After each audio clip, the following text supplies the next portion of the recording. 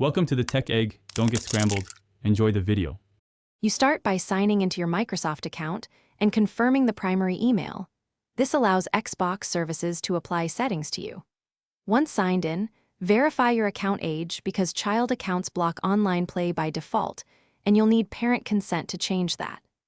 Make sure your gamer tag exists and is linked to the account on your console or Xbox mobile app so privacy and multiplayer options can be set for that exact profile. Next, go straight to your Xbox privacy and online safety settings on console or at account. Xbox.com and choose the profile you signed in with. Set multiplayer permissions to allowed and permit voice and communications if you want party chat. This removes blocking filters that stop matchmaking. If you are on a console, make sure you have Xbox Live Gold or Game Pass Ultimate active for paid online multiplayer. Once done, recheck device network settings to avoid NAT issues. Finish by testing multiplayer. Launch an online match and invite a friend to confirm connectivity.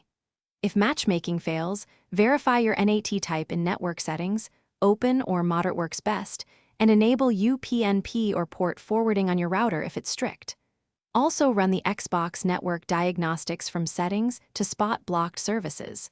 If problems persist, sign out and sign back in, restart the console, and if necessary, remove and relink the gamer tag.